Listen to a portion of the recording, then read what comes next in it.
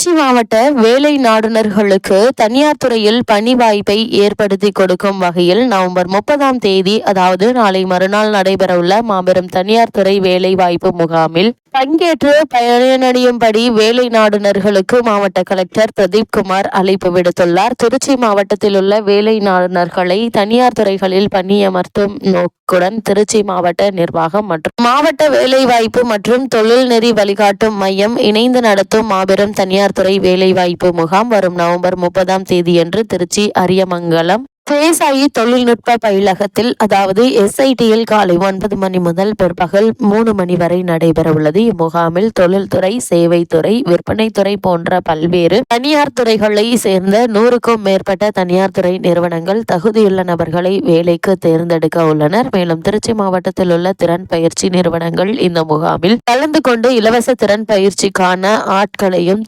தேர்வு செய்ய உள்ளனர். இந்த தனியார் துறை வேலை வாய்ப்பு முகாமில் 10ஆம் வகுப்பு, +2, ITI, டிப்ளமோ, செவிலியர், இளநிலை, முதுநிலை பட்டப்படிப்புகள் மற்றும் பொறியியல் பட்டப்படிப்புகள் உள்ளிட்ட கல்வி தகுதிகள் கொண்ட 18 வயது முதல் 35 வயதுக்குட்பட்ட வேலை நாடுனர்கள் மற்றும் மாற்றுத்திறனாளிகள் சுய விவர குறிப்பு அதாவது பயோடேட்டா, அனைத்து கல்வி சான்றிதழ்களின் நகல்கள், ஆதார் அட்டை மற்றும் பாஸ்போர்ட் அளவு புகைப்படம் ஆகியவற்றுடன் கலந்து கொண்டு பயன்பெறலாம். மேலும் தனியார் துறை வேலை வாய்ப்பு பெற விருப்பமுள்ள வேலை நாடுனர்கள் தமிழ்நாடு அரசின் அபிஷியல் வெப்சைட்டான www.tnprivatejobs.tn.gov.in என்ற இணையதளத்தில் பதிவு